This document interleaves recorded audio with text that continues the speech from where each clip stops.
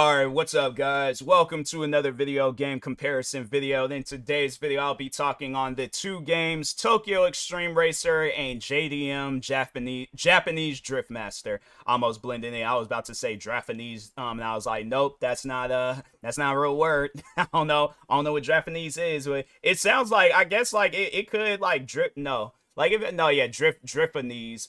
That don't sound right either. It's like you say it, then you like, then it just, yeah, then you actually hear it, and it just, no, it don't sound right. Anyways, jokes aside, let's talk on these two games. I would say that I think a lot of people probably already know where I'm gonna go with this. Yeah, JDM, in my opinion, it's a much more better game. At least like progression wise, yeah, it's a lot better, because Tokyo Extreme Racer, it does take place just only on the freeway. I know people probably ask, like, is there a freeway in JDM? Yes, there is. I don't think it's as big as Tokyo Extreme Racer. So if you are looking for like just something that's simple, that and it's like not this big giant like open world and stuff, yeah, Tokyo Extreme Racer does offer that. But if you guys are all like, okay, well, I want to be able to progress through the story without any problems, which one of these two games have that? JDM, in my opinion, you're going to be able to progress a lot more in that game compared to Tokyo Extreme Racer. Tokyo Extreme Racer has a base, and it probably was always like that. I just remember when I played that game as a kid, I would just aimlessly drive around. Like, I wasn't focused on, I would do races here and there, but yeah, I was just driving around, just doing whatever and stuff. But now I'm older, and I'm like, okay, I like to be able to play throughout the story and stuff. Yeah, Tokyo Extreme Racer, they have it set up where it's like you have to unlock certain areas and stuff.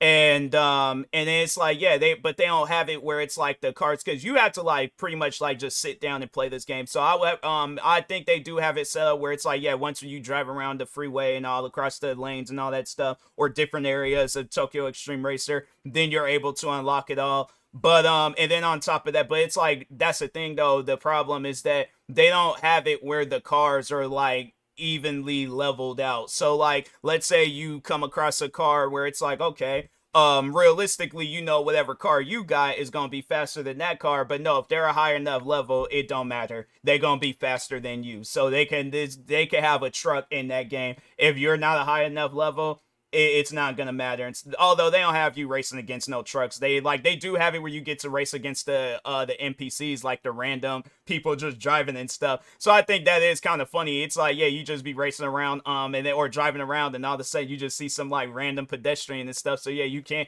race anybody that you see on the road in Tokyo Extreme Racer. You can race them. But I would say one car that you are gonna struggle with in Tokyo Extreme Racer is the taxi cabs. For some odd reason, the taxi cabs are just overpowered. I don't know. Maybe that's a thing in Japan where it's like, yeah, taxi cabs are just mad fast. If not that, then it's like, where did you guys collect that information?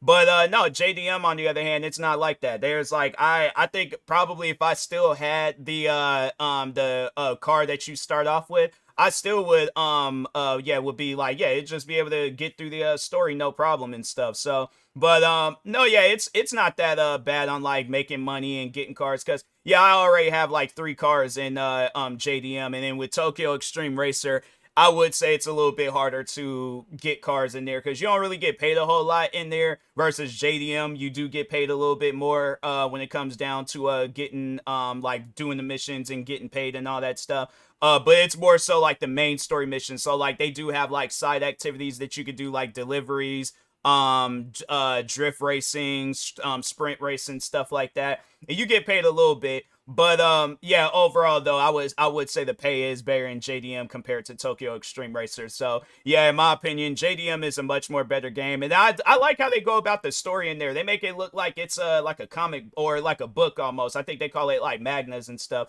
But yeah, they make it like to where it looks like that, versus yeah, Tokyo Extreme Racer, it's they don't it's the campaign is all right. I just wish that they made it a little bit easier to progress through it and stuff. So but anyways, yeah, I would say that if you're looking for like a Japanese experience, JDM is gonna offer that. Tokyo Extreme Racer is good, I guess, like, for the like OG like fans that have been playing racing games for years. It does have like that nostalgic feel to it. But in my opinion, JDM is a much more better game.